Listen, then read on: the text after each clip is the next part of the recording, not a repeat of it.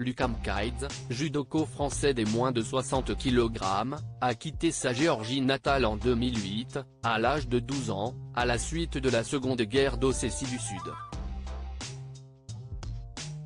Le jeune sportif de 28 ans, qui participe à ses premiers Jeux, dans la catégorie des réfugiés politiques de France, a vécu un terrible deuil, renforcé par l'impossibilité de revenir sur ses terres.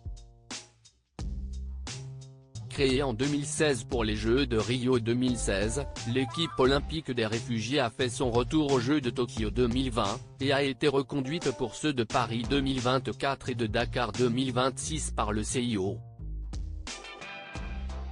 Comme son nom l'indique, cette équipe est composée de réfugiés politiques qui ont la possibilité de participer à la compétition, sans avoir à représenter le pays qui l'ont quitté. Cette année, 29 ressortissants sont sur la liste, et parmi eux figure le français Lucas Mkaidze. Le judoka, naturalisé en 2018 par le Premier ministre de l'époque Édouard Philippe, ne concourt pas pour l'équipe française mais pour celle des réfugiés olympiques. Le jeune homme, originaire de Géorgie, a quitté les terres qui l'ont vu naître à l'âge de 12 ans. En 2008, alors que la deuxième guerre d'Ossétie du Sud éclate entre la Géorgie et la Russie, la famille de Lucas décide de fuir, pour permettre à celui-ci d'avoir un meilleur avenir que celui que lui offre son pays en guerre. Comme il le révèle aux Parisiens dans un portrait qui lui est dédié ce samedi 27 juillet 2024, le jeune homme laisse derrière lui sa grand-mère, alors atteinte d'Alzheimer, et ses deux grandes sœurs, qui sont déjà installées. Je sais ce que je dois à la France. Lucas Mkaidze n'arrive pas tout de suite en France. Le jeune adolescent passe 8 mois en Pologne, puis finit par rejoindre Paris en 2010. Il devient, aux côtés de ses parents, réfugié politique. CIST alors qu'il se découvre une passion pour le judo, passion qui lui permettra de rester en France et d'obtenir par la suite sa naturalisation. Comme il le confesse aux Parisiens, Lucas Mkaidze doit sa vie à la France, mon intégration en France, je la dois au judo.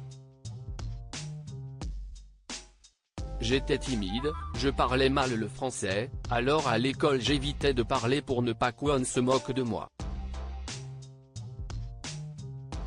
Au judo, je me suis fait des amis, relate le jeune vingtenaire. Et de poursuivre, ému, je suis reconnaissante envers la France, et si est important de le dire.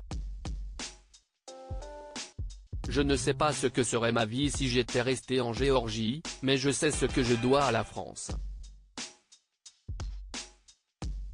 Aujourd'hui, ses parents sont pleinement installés en France, son père travaille dans un laboratoire dentaire, et sa mère aide les personnes âgées.